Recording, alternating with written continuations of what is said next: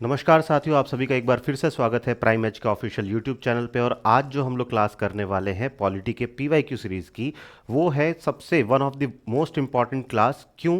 क्योंकि आज हम लोग वो बातें करने वाले हैं जो आपके जीवन से डायरेक्ट जुड़ी हुई है। बात करने वाले हैं हम लोग राइट टू फ्रीडम की। किसकी बात करेंगे? Right to freedom. फ्रीडम को उस कॉन्टेक्स्ट में लीजिए, स्वतंत्रता का अधिकार का अधिकार। उस कॉन्टेक्स्ट में लीजिए, उन लोगों ने बनाया था जो पिछले 200-250 सालों से अंग्रेजों के गुलाम थे। किन लोगों ने बनाया था? संविधान सभा में कौन से लोग बैठे थे जो कि अंग्रेजों की गुलामी से जस्ट फ्री होके आए थे, जस्ट मुक्त होके आए थे। और फिर उन्होंने इसके ऊपर कितनी ज़्यादा चर्चा की होगी, फ्रीडम के ऊपर कितनी ज़्यादा चर्चा की होगी। एक तो फंडामेंटल राइट वैसे ही बहुत ज़्यादा इंपॉर्टेंट है, उसके अंदर भी राइट टू फ्रीडम जो है ये सबसे ज़्यादा इंपॉर्टेंट हो जाती है। तो उस कॉन्टेक्स्ट में सोचिए कि सब लोग, पूरी संविधान सभा अभी अभी परतंत्र थी और अभी अभी स्वतंत्र हुई है, तो स्वतंत्रता उनके लिए कितनी ज़्यादा इंपॉर्टेंट होगी। प्लस डेमोक्रेसी की बैकबोन है ये। क्या है? डेमोक्रेसी की बैकबोन है, स्वतंत्रता की या फिर लोकतंत्र की रीढ़ की हड्डी है। याद रखेंगे इसे, लोकतंत्र की रीढ़ की हड्डी। क्यों ऐसा कह रहा हूं मैं अभी आपको बताऊंगा तो समझ में आ जाएगा। हमें राइट टू फ्रीडम के अंदर आर्टिकल 19 के अंदर, किसमें? राइट टू फ्रीडम में भी आर्टिकल 19 के अंदर ओरिजिनली सात ओरिजिनली 7 अधिकार मिले थे, बट अभी करेंटली हमारे पास में 6 अधिकार हैं। हुआ क्या था कि 1978 के अंदर 44th अमेंडमेंट के थ्रू, ये याद रखेंगे बच्चों, बहुत इंपॉर्टेंट है, 44th अमेंडमेंट के थ्रू कब हुआ था? 1974, 1974 में हमने जो राइट टू प्रॉपर्टी था, क्या था? राइट टू प्रॉपर्टी था, इसको आर्टिकल 19 से निकाल के 300 ए में डाल दिया था। क्या किया था? 300 ए में डाल दिया था। और राइट टू प्रॉपर्टी जो है वो फंडामेंटल राइट से बदल के सिर्फ एक कॉन्स्टिट्यूशनल राइट बोले तो संवैधानिक अधिकार बन के रह गया था। संवैधानिक अधिकार बन के रह गया था। ये याद रखेंगे, ये कई बार क्वेश्चन पूछा भी गया है और आपको आज के एमसीक्यूज में देखने को भी मिलेगा। तो बाकी पीछे बचे हुए जो 6 राइट्स हैं ना, जो पीछे बचे हुए 6 राइट्स हैं, ये बहुत ज़्यादा इंपॉर्टेंट आपके लिए हो जाते हैं। ठीक है, चलिए बेसिक इतना ही है। क्वेश्चन शुरू करते हैं। पीवाईक्यूज के थ्रू आपको एकदम समझ में आ जाएगा कि आखिर आर्टिकल 19 के अंदर जो हमें 6 अधिकार दिए गए हैं वो कौन कौन से हैं, कैसे हमें उसे याद करना है, कौन कौन से और किस टाइप के क्वेश्चन आपके सामने आएंगे। याद रखेंगे, एक बार फिर से याद दिला दूं, जब मैंने फंडामेंटल राइट्स पढ़ाना चालू किया था तब भी बताया था कि भारत के अंदर, इंडिया के अंदर जो मौलिक अधिकार मिले हैं, जो फंडामेंटल राइट्स मिले हैं, वो क्या हैं? वो रेस्ट्रिक्टिव हैं। वो अधिकार जो हैं क्या है? वो रेस्ट्रिक्टिव हैं। इसका मतलब कुछ रीजनेबल रेस्ट्रिक्शंस लगी हुई है, कुछ रीजनेबल रेस्ट्रिक्शंस लगी हुई है। ठीक है, तो हर अधिकार के साथ में, जैसे 19(1)A freedom of speech and expression है, ठीक है, तो उसके साथ में कुछ ना कुछ, जैसे पब्लिक ऑर्डर हो जाता है, डिफेमेशन हो जाता है, इंसाइटमेंट हो जाता है, ये सारी की सारी आपको कुछ ना कुछ रेस्ट्रिक्शन देखने को मिलती है। ऐसा नहीं कि मैं मार्केट में जाके किसी को भी गाली देना चालू कर दूं या फिर उकसाना चालू कर दूं, ये मैं नहीं कर सकता। मेरा जो freedom of speech and expression है वो उतना ही है कि मैं देश हित में, जनहित में, या फिर अपने एक्सप्रेशन को, अपने ओपिनियन को बता सकूं। ठीक है, चलिए रेस्ट्रिक्शन वाला याद रखिएगा, यूएसए में एब्सोल्यूट है। पहला क्वेश्चन आपके सामने है। पहला क्वेश्चन क्या पूछ रहा है? पहला क्वेश्चन पूछ रहा है, how many types of freedoms are currently guaranteed to Indian citizen under article 19। यहां पे याद रखेंगे करेंटली की बात की गई है। मैंने अभी अभी आपको बताया है ओरिजिनली 7 थी, बट करेंटली कितनी है? करेंटली 6 है। कितनी है? 6 हमारे पास में फ्रीडम्स दी हुई है आर्टिकल 19 के अंडर। याद रखेंगे बच्चों। नेक्स्ट क्वेश्चन कहता है, Which of the following article of the Constitution related to the protection of certain rights regarding freedom of speech etc. संविधान का निम्नलिखित में से कौन सा अनुच्छेद वाक और अभिव्यक्ति की स्वतंत्रता आदि के संबंध में कुछ अधिकारों के संरक्षण में संबंधित है? ये स्वतंत्रताएं हमें कहाँ मिली हुई है? ये स्वतंत्रता हमें मिली हुई है 19 में। वीडियो के पेपर में आया था, ये विलेज डेवलपमेंट ऑफिसर जो था उसमें आया हुआ था ठीक यही क्वेश्चन, और इसका आंसर हो जाएगा आर्टिकल 19। अभी चूंकि हम लोग आर्टिकल 19 पढ़ रहे हैं तो आपको लगेगा कैसा क्वेश्चन ले आया सर, पर ये क्वेश्चन आए हुए हैं। अचानक से क्वेश्चन आते हैं तो आपको याद करने में दिक्कत हो सकती है, इसलिए आप जरूर इसको ध्यान से पढ़ें। Freedom of press is implied in which of the Indian constitution? Press की स्वतंत्रता भारतीय संविधान के किस अनुच्छेद में निहित है? प्रेस जो वर्ड है ना, ये वर्ड यूज नहीं हुआ है यहां पे, जो लिखा है ना फ्रीडम ऑफ प्रेस, तो ये प्रेस जो है वो नहीं लिखा हुआ है कहीं पे भी। पर सब्सिक्वेंटली क्या कहते हैं, कुछ केसेस ऐसे हुए, कुछ लैंडमार्क जजमेंट ऐसे हुए जिसमें ये कहा गया फ्रीडम ऑफ प्रेस जो है, प्रेस आखिर क्या करता है? प्रेस आखिर क्या करता है? आपके सामने एक्सप्रेशन लेके आता है, आपके सामने एक्सप्रेशन लेके आता है। अब एक्सप्रेशन क्या होता है? देखिए, स्पीच तो समझ में आता है, जो मैं बोल रहा हूँ इस टाइम भी जो मैं बोल रहा हूँ ये स्पीच है। एक्सप्रेशन क्या है? दुख है, सुख है, या फिर गुस्सा करना है, या फिर कुछ लिख के बताना है, या फिर चुप रहना भी क्या कहते हैं, freedom of speech and expression के अंदर ही आता है। चुप रहने में आप कहेंगे सर स्पीच कहाँ है? मेरा मौन होना भी मेरे स्पीच की या फिर मेरे वाक के अंदर इंक्लूडेड है, ठीक है। तो एक्सप्रेशन के अंदर आता है। तो सब्सिक्वेंटली हमारी कोर्ट ने, सुप्रीम कोर्ट ने रिकॉग्नाइज किया कि 19(1)A में जो freedom of speech and expression है, 19(1)A के अंदर जो freedom of speech and expression है एंड एक्सप्रेशन है, उसके अंदर फॉल करेगा। एक और मजे की चीज बताता हूं, आप सब लोगों ने राइट टू इंफॉर्मेशन का नाम सुना होगा। किसका नाम? राइट टू इंफॉर्मेशन का नाम जरूर सुना होगा। राइट टू इंफॉर्मेशन के अंदर आपको क्या चाहिए होती है? कुछ भी बोलने से पहले आपके पास में ज्ञान होना चाहिए, इंफॉर्मेशन होनी चाहिए, है कि नहीं? मुझे अगर किसी चीज़ के बारे में पता ही नहीं है तो क्या मैं बोल पाऊंगा? नहीं बोल पाऊंगा। तो जब मुझे कुछ बोलना है, अगर मेरे को अपनी स्पीच को लाना है रोल के अंदर, तो मेरे पास में क्या होनी चाहिए? मेरे पास में होनी चाहिए इंफॉर्मेशन। इसीलिए राइट टू इंफॉर्मेशन जो है डायरेक्टली अलाइन होता है किससे? डायरेक्टली अलाइन होता है, अलाइंस विद आर्टिकल 19(1)A। इसका मतलब freedom of speech and expression, speech and expression. याद रखेंगे बच्चों, बहुत इंपॉर्टेंट है, याद रखेंगे, very important. Next, the right to property was removed from the list of fundamental rights by which constitutional amendment? अभी अभी मैंने आपको बताया है संपत्ति के अधिकार को किस संविधान संशोधन द्वारा मौलिक अधिकारों की सूची से हटा दिया गया था? 42वें में तो देखिए 1976 का है, इसे मिनी कॉन्स्टिट्यूशन कहते हैं। 42वें के बाद में 43वां और जस्ट अगला। तो ये जैसे आपको याद हो गया होगा, 42nd अमेंडमेंट कब हुआ था? 1976 में, 1976 में 2 अमेंडमेंट आ गए और 2 साल आगे 1978 के अंदर, ठीक है। तो ये हो गया हमारा आंसर। क्लियर है? कोई दिक्कत नहीं। अगला क्वेश्चन देखिए, article 19 allows citizen to assemble peacefully without, ये यहां पे खाली जगह है, इसको डैश डैश मत मानिएगा, ये खाली जगह विदाउट, विदाउट के आगे क्या आना चाहिए? अनुच्छेद 19 नागरिकों को शांतिपूर्ण और बिना डैश के इकट्ठा होने की अनुमति देता है।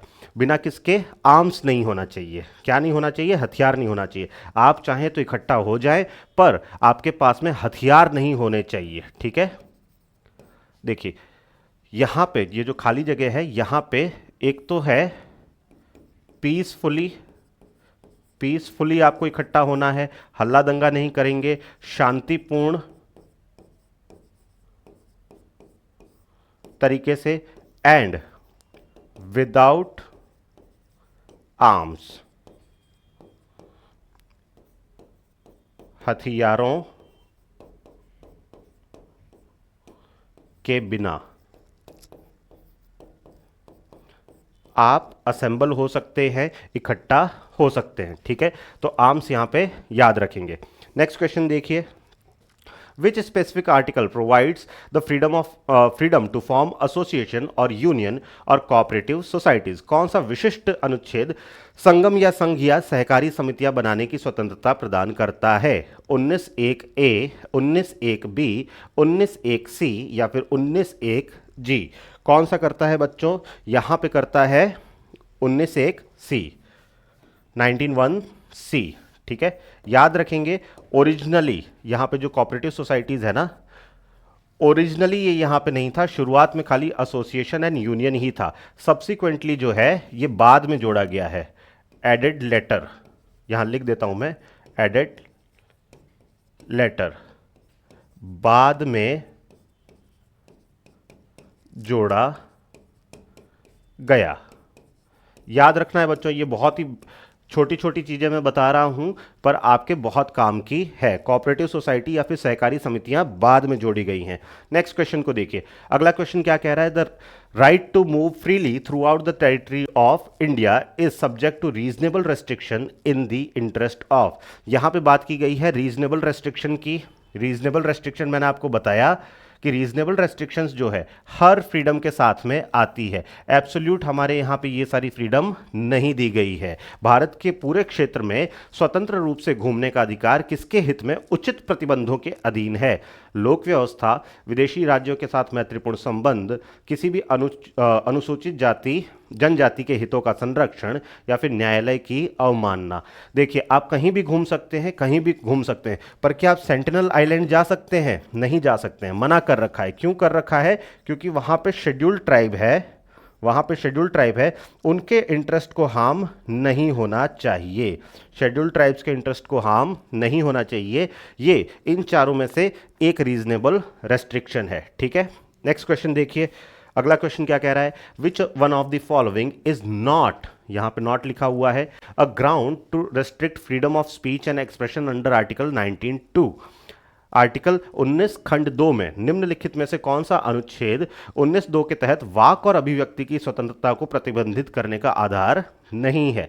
पब्लिक ऑर्डर मतलब लोक व्यवस्था, मोरालिटी मतलब नैतिकता या सदाचार, पब्लिक इंटरेस्ट मतलब लोकहित, और सिक्योरिटी ऑफ स्टेट मतलब राज्य की सुरक्षा। कौन सा वाला यहाँ पे सही है? यहाँ पे पब्लिक इंटरेस्ट नहीं लिखा हुआ है, पब्लिक ऑर्डर है। पब्लिक इंटरेस्ट नहीं है बल्कि पब्लिक ऑर्डर है। लोक व्यवस्था है न कि लोक हित। बाकी तीनों तो है, पब्लिक ऑर्डर भी है, नैतिकता मोरालिटी भी है, सिक्योरिटी ऑफ स्टेट भी है, राज्य की सुरक्षा भी है। याद रखेंगे। नेक्स्ट देखिए, the right to fly the national flag with dignity is considered a fundamental right under which article. राष्ट्रीय ध्वज को सम्मान के साथ फहराने का अधिकार किस अनुच्छेद के तहत मौलिक अधिकार माना जाता है? आर्टिकल 21 मतलब अनुच्छेद 21, 19(1)(a), 19(1)(a), आर्टिकल 14 या फिर आर्टिकल 51(a). हुआ क्या था? 2004 में एक केस हुआ था, 2004 में जिंदल केस हुआ था। उसके अंदर यह कहा गया कि हर भारतीय व्यक्ति के पास में, क्योंकि अगर आप देशभक्त हैं और आपको झंडा फहराना अच्छा लगता है या फिर आपके एक्सप्रेशन का पार्ट है कि मैं झंडा फहराऊंगा, मुझे अच्छा लगता है, मैं अपना देश प्रेम कैसे बताऊंगा, कैसे एक्सप्रेस करूंगा? झंडा लगा के, ठीक है। तो इसीलिए यह कहा गया कि नेशनल फ्लैग को, राष्ट्रीय ध्वज को फ्लाई करने का जो अधिकार है वो क्या कहते हैं? एक फंडामेंटल राइट है। किसके अंदर? Freedom of speech and expression. आपको अपनी देशभक्ति अगर एक्सप्रेस करनी हो, आपको अगर अपनी देशभक्ति की अभिव्यक्ति करनी हो, तो वो कौन से आर्टिकल में जाएगा? वो जाएगा 19(1)(a) के अंदर, freedom of speech and expression के अंदर। आसान है बच्चों। नेक्स्ट देखिए, under article 19(1)(g) the state can restrict the right to practice any profession on the grounds of. 19(1)(g) के तहत राज्य किसी भी पेशे का अभ्यास करने के अधिकार को किन आधारों पर प्रतिबंधित कर सकता है? Technical qualification, moral grounds, sedition या फिर इंटरनेशनल रिलेशन। तो टेक्निकल क्वालिफिकेशन मतलब तकनीकी योग्यता, टेक्निकल क्वालिफिकेशन मतलब तकनीकी योग्यता होनी चाहिए। देखिए, आपको एक फ्रीडम दी गई, क्या दिया गया? आप प्रैक्टिस कर सकते हैं किसी भी टाइप के प्रोफेशन को, पर अगर आपको रॉकेट बनाना नहीं आता है तो क्या आपको साइंटिस्ट बना दें?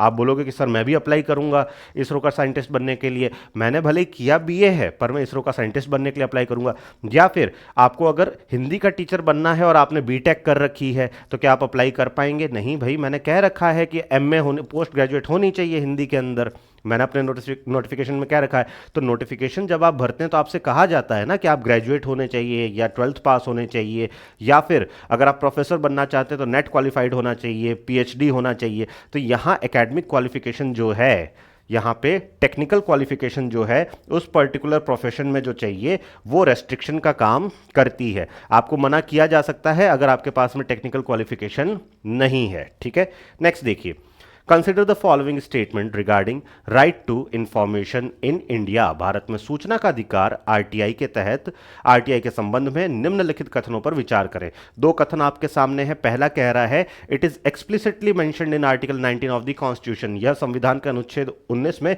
स्पष्ट रूप से वर्णित है। स्पष्ट रूप से भैया वर्णित नहीं है, ठीक है। यह सब्सिक्वेंटली जो है राइट टू इंफॉर्मेशन एक्ट आने से पहले सुप्रीम कोर्ट ने इसे कहा था कि ये freedom of speech and expression के अंदर आएगा। The supreme court has held it to be a part of freedom of speech and expression. Supreme court ने कहा था, एक्सप्लिसिटली मतलब स्पष्ट रूप से तो नहीं है।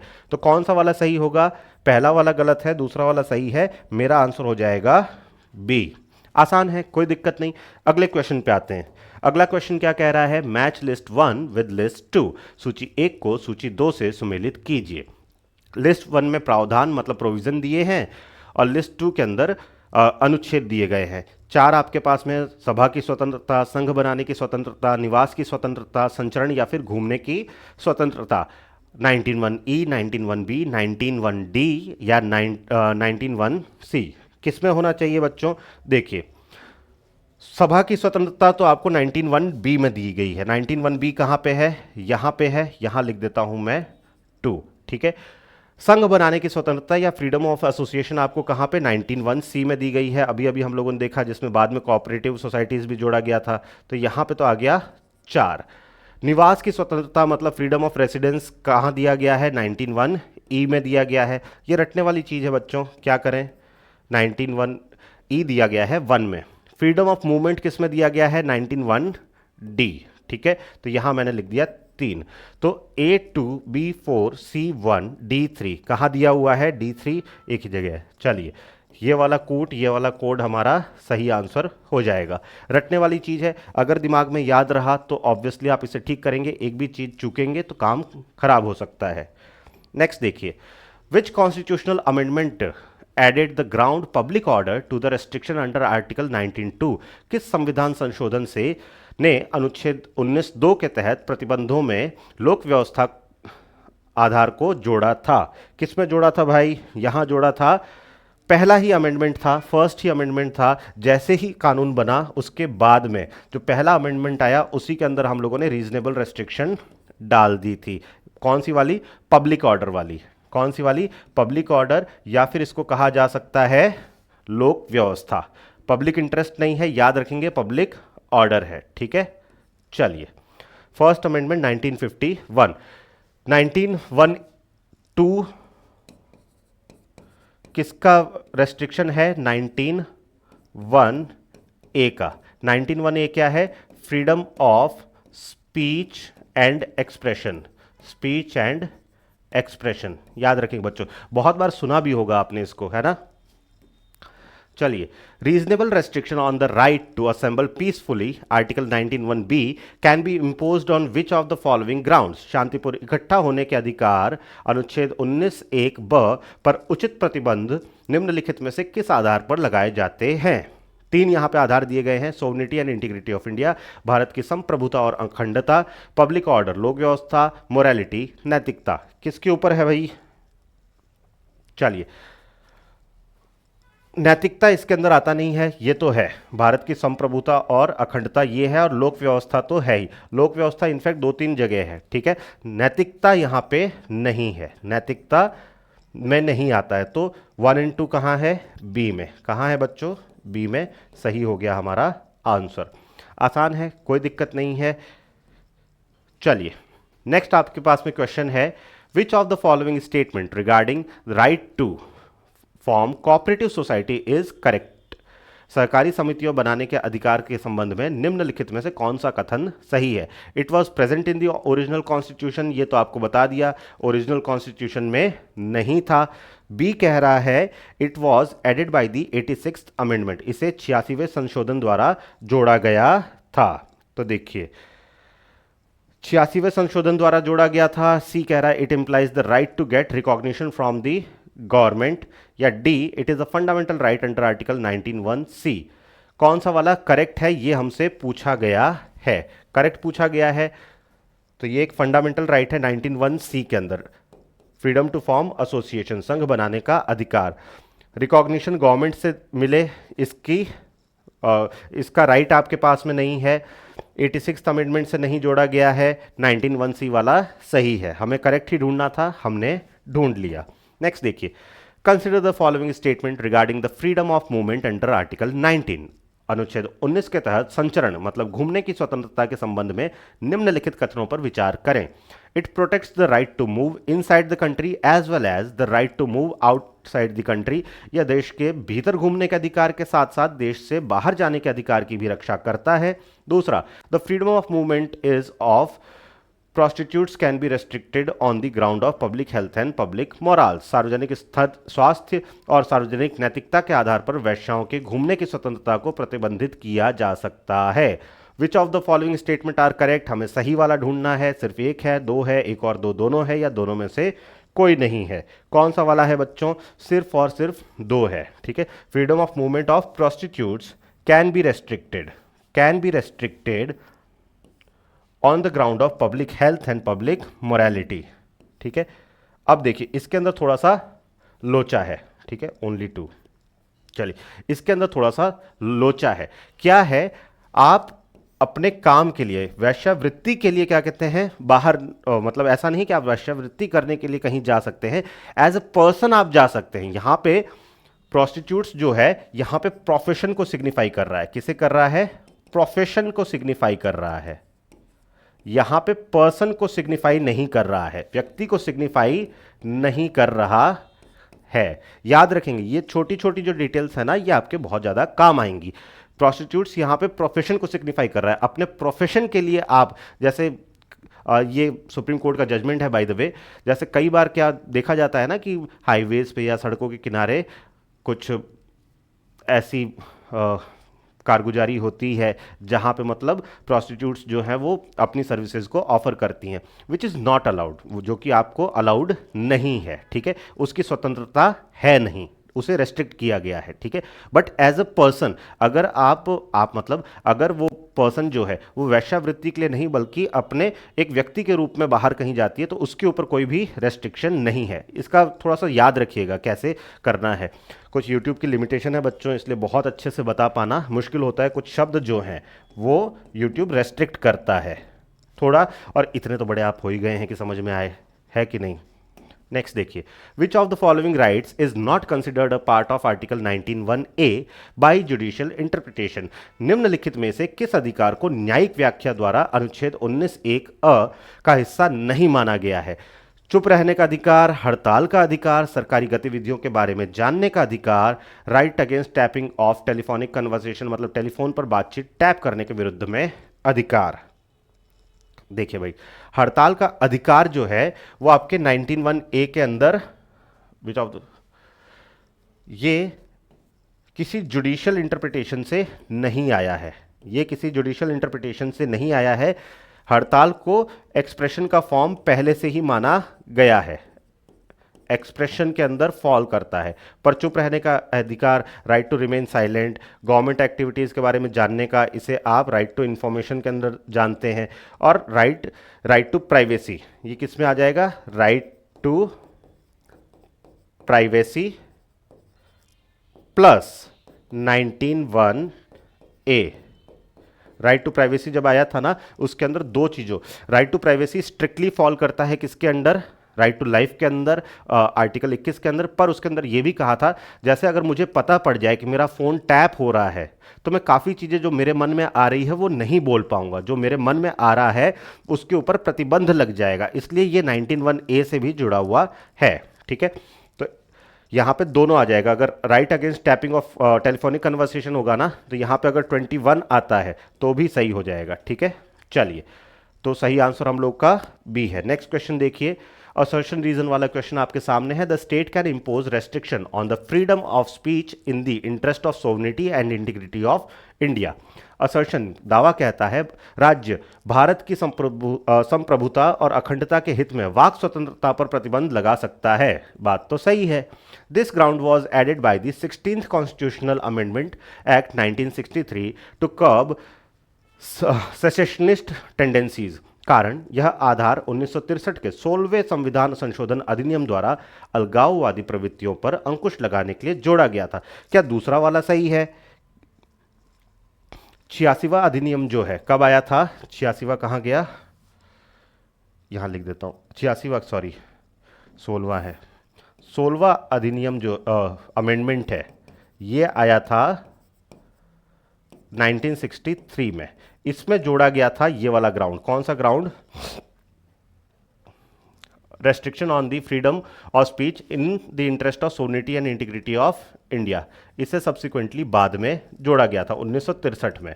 ठीक है, क्या इसीलिए जोड़ा गया था? बिकॉज लगा के देखेंगे तो बात आपकी एकदम सही निकल के आएगी। तो आंसर हो जाएगा आपका ए। ये याद करने वाली चीज है, याद कर लो बच्चों। स्टार मैंने मार्क कर दिया है, याद जरूर करिए। ठीक है, नेक्स्ट देखिए।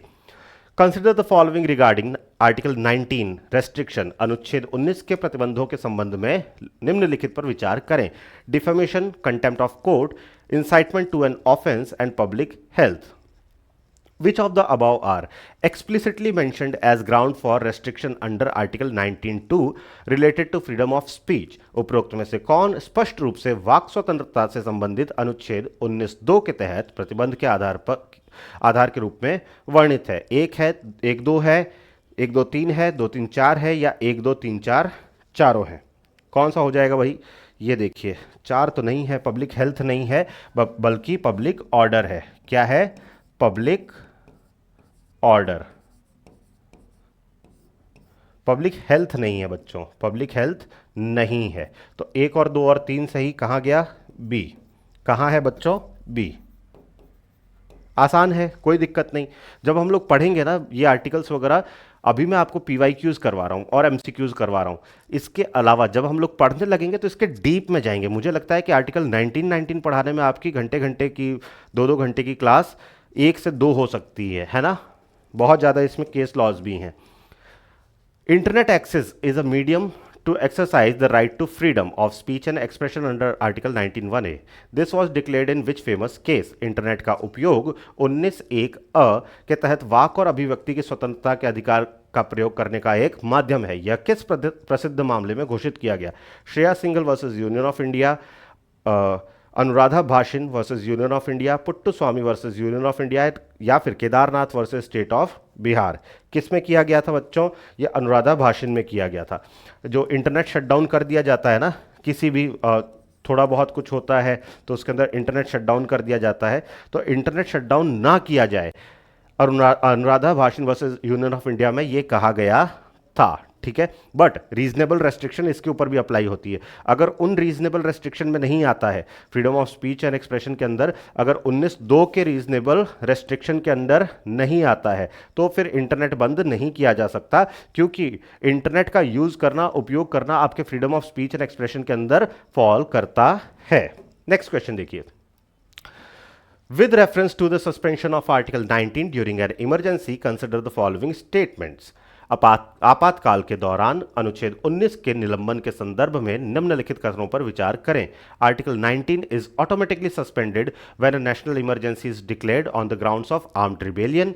सशस्त्र विद्रोह के आधार पर राष्ट्रीय आपातकाल घोषित होने पर अनुच्छेद 19 स्वतः ही निलंबित हो जाता है। Article 358 deals with the suspension of article 19। अनुच्छेद 358 अनुच्छेद 19 के निलंबन से संबंधित है। तीसरा, laws made during the emergency inconsistent with article 19 ceases to have effect immediately after the emergency ends. आपातकाल के दौरान अनुच्छेद 19 के असंगत बनाए गए कानून आपातकाल समाप्त होने के तुरंत बाद प्रभावी नहीं रहते। कौन सा वाला जो है हमें करेक्ट है वो उस पर विचार करना है। तो करेक्ट तो देखिए, आर्टिकल 19 ऑटोमेटिकली सस्पेंड हो जाए, या 358 जो है उसके आने से सस्पेंड हो जाता है आर्टिकल 19। इमरजेंसी के दौरान बनाए गए जो लॉज हैं, ऑब्वियस सी बात है वो ऑर्डिनेंस ही होंगे, वो इमरजेंसी जैसे ही हटती है वैसे ही खत्म हो जाता है। तो कौन सा वाला सही है? देखिए दूसरा वाला सही है, तीसरा वाला सही है। हाँ जी, पहला वाला ऑटोमेटिकली सस्पेंड नहीं होता है, ये गलत है। ठीक है, चलिए दूसरा और तीसरा कहाँ पे सही है? बी। आसान है, कोई दिक्कत नहीं है। नेक्स्ट क्वेश्चन पे आइए। अगला क्वेश्चन हमारा कह रहा है which of the following statement correctly explains the relationship between article 19 and article 21। निम्नलिखित में से कौन सा कथन अनुच्छेद 19 और अनुच्छेद 21 के बीच संबंध की सही व्याख्या करता है? कौन सा वाला करता है बच्चों? ये देखिए, they are mutually exclusive and operate in different spheres. Article 19 is subordinate to Article 21. Together with Article 14 they can form a golden triangle. देखिए गोल्डन ट्राइंगल की बात हम लोगों ने आर्टिकल 14 के टाइम पे भी की थी कि आर्टिकल 14, 19 और 21 जो है वो गोल्डन ट्राइंगल है, बेस है आपके सारे के सारे फंडामेंटल राइट के। Where a law depriving personal liberty must satisfy the requirement of article 19 as well. सही बात है भैया, तो ये वाला भी आपका क्वेश्चन सही हो जाएगा। थोड़े बड़े क्वेश्चन है तो नए इस टाइप के क्वेश्चन आपके सामने आ सकते हैं, ध्यान रखेंगे। थोड़ा पैटर्न चेंज हो रहा है ना, तो थोड़ा सतर्क भी हो जाना पड़ेगा। अगला क्वेश्चन हमारा क्या कह रहा है? Which of the following creates a distinction between the rights guaranteed under 19(1)(c) association वाला and article 19(1)(g) profession and trade. निम्नलिखित में से कौन सा अनुच्छेद 19(1)(c) संघ और अनुच्छेद 19(1)(g) पेशा व्यापार के तहत गारंटीकृत अधिकारों के बीच अंतर पैदा करता है? कौन सा वाला करता है भैया? The state can create a monopoly in trade excluding citizens completely. State जो है वो मोनोपोली क्रिएट कर सकता है जिसमें सिटीजन्स को बाहर निकाला जा सके, एक्सक्लूड किया जा सकते, but can not create a monopoly on forming association. पर एसोसिएशन फॉर्म करने में मोनोपोली नहीं कर सकता। पहला ही सही लग रहा है। अगला देखते हैं 19(1)(c) are broader then 19(1)(g), ये तो गलत है। 19(1)(c) is available for foreigners, 19(1)(g) is not, एकदम गलत। 19(1)(c) भी नहीं है। There is no distinction, both have identical restriction. नहीं भैया, देखिए मोनोपोली क्या होती है? रेलवे, कोई प्राइवेट पर्सन रेलवे चला सकता है क्या? नहीं। आपके पास कितना ही पैसा हो, आप अडानी क्यों ना हो, आप अंबानी क्यों ना हो, पर आप बोलो कि मैं रेलवे चलाऊंगा, सरकार ने कहा कि नहीं, रेलवे चलाने का अधिकार सिर्फ और सिर्फ किसके पास में है? सिर्फ और सिर्फ सरकार के पास। तो ट्रेड में तो मोनोपोली हो सकती है, एसोसिएशन फॉर्म करने में मोनोपोली नहीं हो सकती। इसलिए ये डिस्टिंक्शन यहां पे लागू हो जाएगा, ये डिस्टिंक्शन यहां पे लागू हो जाएगा। ठीक है, ये याद रखेंगे। नेक्स्ट देखिए, second last question of the day. In the context of article 19 the term public order implies, अनुच्छेद 19 के संदर्भ में लोक व्यवस्था शब्द का अर्थ है मियर breach of law, disorder of a local nature, absence of violence and orderly state of affairs affecting the community at large, या फिर security of the state. D में कह रहा है राज्य की सुरक्षा, सी में कह रहा है हिंसा की अनुपस्थिति और बड़े पैमाने पर समुदाय को प्रभावित करने वाली व्यवस्थित स्थिति, स्थानीय प्रकृति का विकार या केवल कानूनों का उल्लंघन। ये होना चाहिए। पब्लिक ऑर्डर क्या कहलाता है? पब्लिक ऑर्डर कब कहेंगे? जब सब लोग स्थिर हैं, किसी के अंदर डर नहीं है, मतलब हिंसा की अनुपस्थिति है, कोई भी हिंसा नहीं हो रही है और बड़े पैमाने पर समुदाय जो है उनको प्रभावित करने वाली व्यवस्थित स्थिति, समुदाय जो है बड़े पैमाने पर एकदम व्यवस्थित रूप से चल रहे हैं, तो यही होगा पब्लिक ऑर्डर, है कि नहीं? तो ये वाला सही है। Last question of the day आज का देख लीजिए, regarding the right to protest, धरना।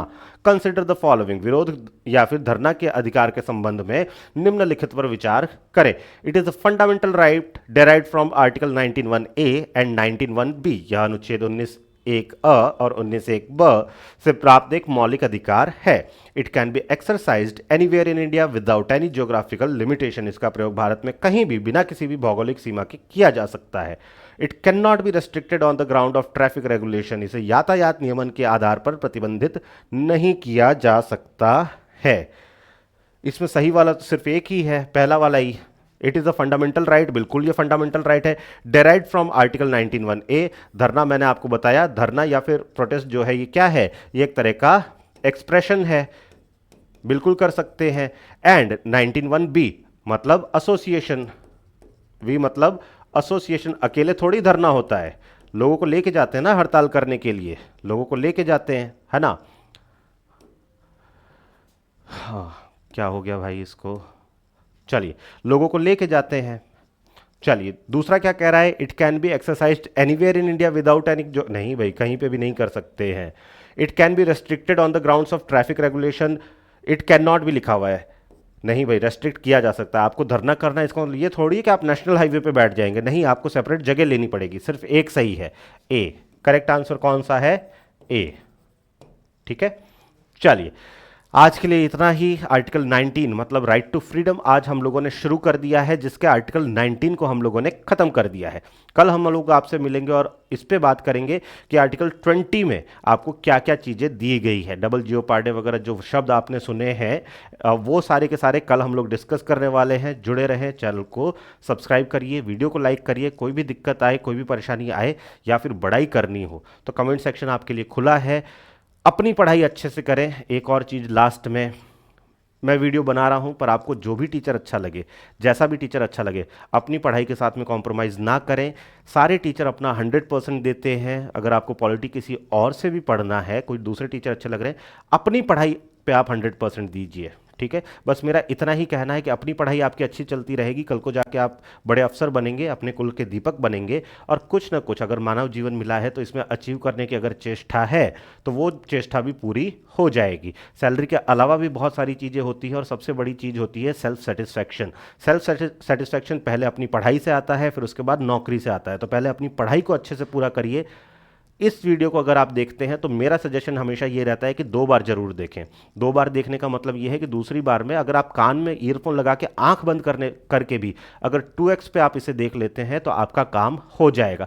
काफ़ी हद तक आपके पॉलिटी के अंदर full out of full marks secure करने की जिम्मेदारी मैंने उठाई है, जो कि इन 40-50 के थ्रू मैं करवा के ही रहूँगा। अभी सेंट्रल इंडियन पॉलिटी चल रही है, ऐसी ही क्लासेज आपकी राजस्थान राज्य व्यवस्था मतलब राजस्थान पॉलिटी की भी आएगी। साथ में जुड़े रहें, मिलते हैं आपसे अगली क्लास के अंदर। तब तक के लिए अपना ख्याल रखिए। जय हिंद, जय भारत।